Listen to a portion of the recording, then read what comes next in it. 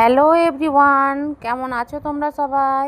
আশা করছি সবাই ভালো আছো, আর আমিও ভালো আছি।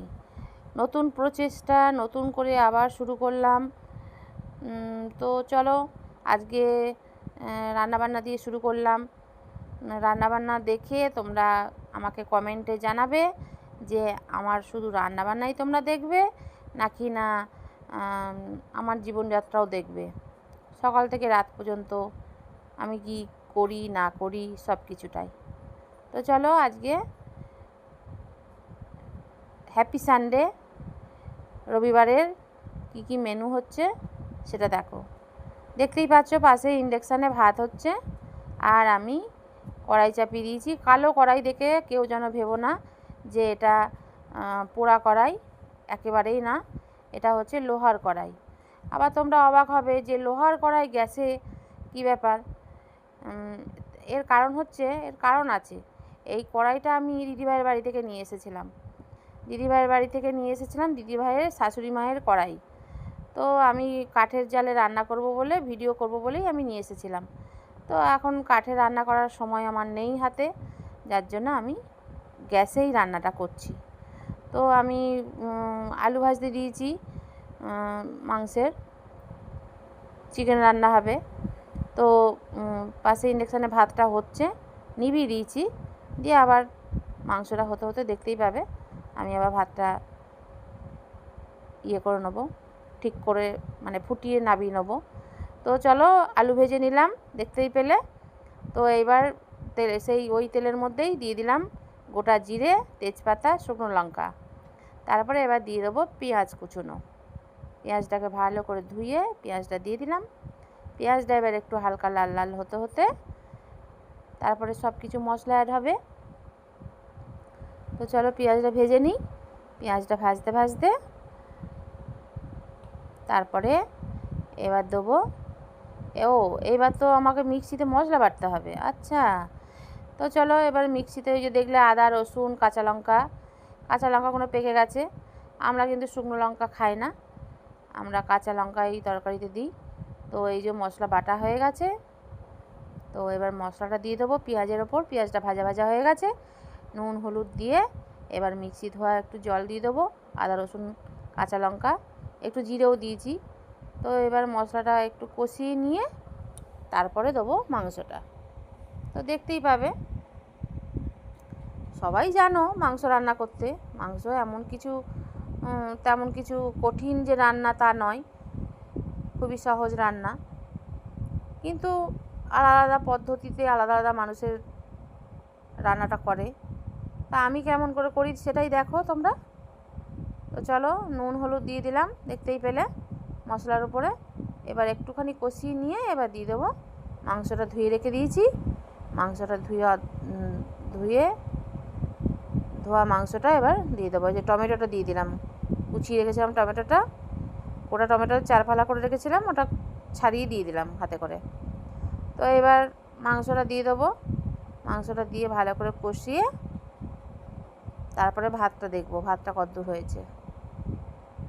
আজকে রান্নাবান্না এই মাংস হবে। এই যে মাংসটা ধুয়ে রেখে দিয়েছি, এবার মাংসের জলটা ঝরিয়ে নিলাম, নিয়ে এবার মাংসটা দিয়ে দেবো। এই যে মাংসটা পরিষ্কার করে ধুয়ে নিয়েছি। মাংসর কত দাম বেড়েছে গো, মুরগির মাংসের। তোমাদের কোথায় থেকে ভিডিওটা দেখছো দেখে আমাকে কমেন্টে জানিও যে কাদের কোথায় মাংসের দাম কত করে যাচ্ছে। আমাদের এখানে 250 টাকা করে যাচ্ছে কানলায়। তো এই যে জায়গাটা একটু পরিষ্কার করে নিয়ে এবার মাংসটা কষানো হতে হতে ওই যে ভাতটা দেখে নিই। এবার ভাতটা একটুখানি সামান্য হবে। ভাতটা এবার ওই যে ইন্ডাকশানে জ্যাকটা গুঁজে দেবো, প্লাগটা গুঁজে দিয়ে এবার ইন্ডাকশানটা চালিয়ে দিলাম। এবার ভাতটা একটুখানি ফুটে গেলেই নামিয়ে দেবো। চলো মাংসটা কষিয়ে নিই। শুনেছি মা ঠাকুমাদের কাছে যে যত রান্না কষানো হবে তত সুন্দর হবে, টেস্ট স্বাদ ভালো হবে। তো চলো মাংসটা গ্যাসটা কমিয়ে দিলাম, কমিয়ে দিয়ে এবার মাংসটা কষানো হয়ে গেছে। কষিয়ে রেখে ওই যে জল দিয়ে দিলাম, গরম জল করেছিলাম ওই যে পাশে, ওই যে গরম জল দেওয়াটা দেখানো হয়নি, বুঝেছো? ওই জন্য তোমাদেরকে বুঝিয়ে দিচ্ছি যে ভাতটা নাবিয়ে আর কি জলটা ওখানে ইন্ডাকশানে গরম করতে দিয়েছিলাম, দিয়ে গরম করে নিয়ে জলটা দিয়ে দিয়েছি, দিয়ে এই যে মাংসটা শেষের পথে। চলো এবার মাংসটা নাবিয়ে নিই গরম মশলা দিয়ে, আবার কি হয়ে গেল মাংস। আর মুরগির মাংস তো কষতে কষতেই সেদ্ধ হয়ে যায়, তাই না? তো চলো মাংস হয়ে গেছে। এইবার এই যে সানরাইজের শাহি গরম মশলা একটু দিয়ে দিলাম, সামান্য একটু দিয়ে এবার একটু সামান্য ঢাকা দিয়ে দেবো, ঢাকা চাপা দিয়ে যাতে গরম মশলার সেন্টটা একটু মাংসের মধ্যে সুন্দরভাবে হয়ে যায়। চলো এবার গ্যাসটা নিভিয়ে মাংসটা নাবিয়ে নিই, নাবিয়ে নিয়ে এই যে গ্যাস নিভিয়ে দিলাম, মাংস নাবিয়ে নিলাম, নিয়ে এবার কড়াইটা ধুয়ে আর একটা কিন্তু পদ হবে, আর একটা রান্না হবে। তো চলো দেখতে থাকো।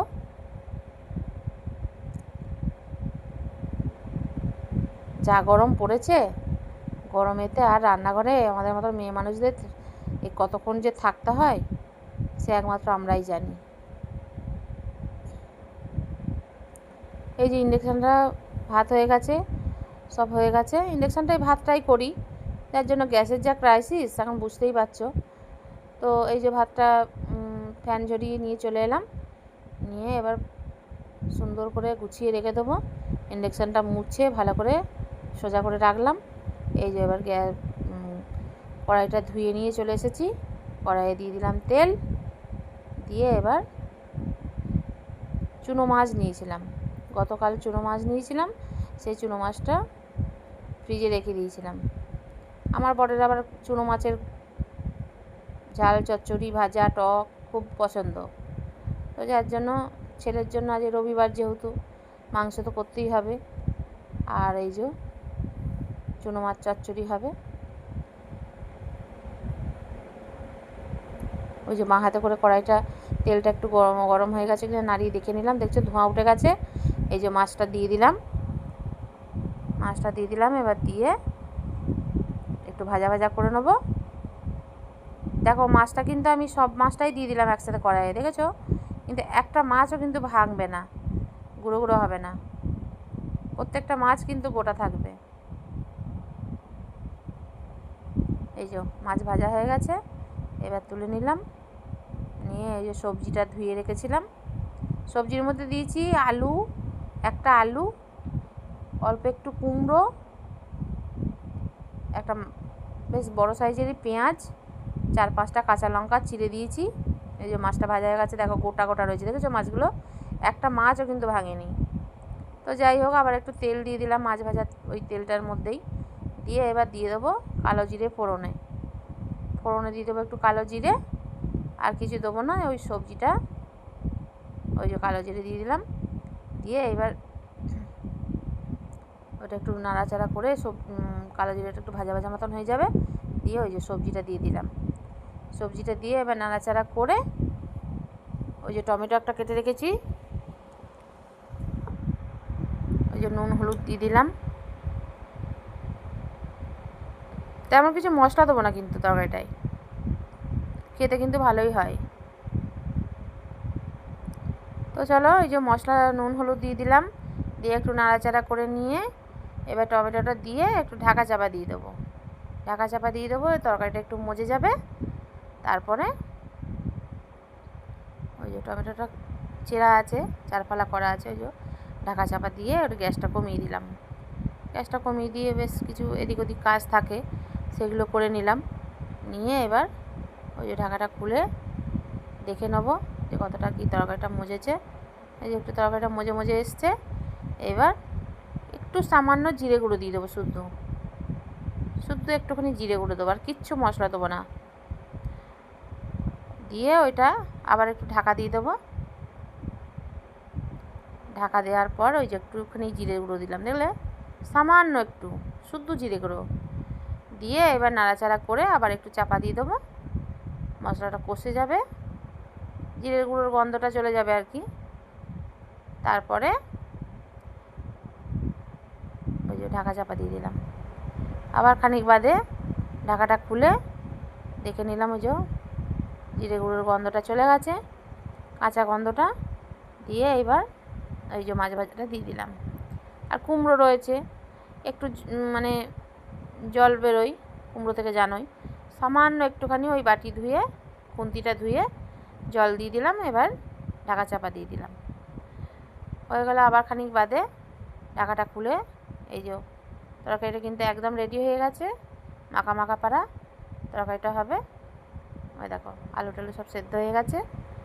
একটু গ্যাসটা বাড়িয়ে দিলাম, একটু রসা রসা পাড়া রয়েছে, একটু শুকিয়ে নেবো, ব্যাস তাহলেই আমার রান্না কমপ্লিট। তারপরে এবার কিন্তু অনেক কাজ আছে, এখনও কিন্তু স্নান করিনি আমি। সকালবেলা ঘুম থেকে উঠে খানিকটা কাজ সেরে কাপড় জামা কেচে নিয়ে আমি এই রান্নাবান্না করে নিচ্ছি। করে নিয়ে যে তরকারিটা মাখা মাখা পাড়া হয়ে গেছে, দেখো ওই দেখো, দেখেছো মাখা মাখা পাড়া হয়ে গেছে। তো যাই হোক, তরকারিটা একদম রেডি। এই যে কড়াই থেকে নামিয়ে নিয়েছি, এবার গ্যাস ট্যাস মুছছে, রান্না হলো, বাসন মাজা হলো, কাজকর্ম হলো, হয়ে এবার চান হলো। চান টান করে পুজো করলাম, পুজো টুজো করে নিয়ে এই যে মাথা আঁচড়ে সিঁদুর পরলাম, পরে এবার ভাত খাওয়ার পালা। তাহলে চলো আজকের মতন এখানেই টাটা বলি।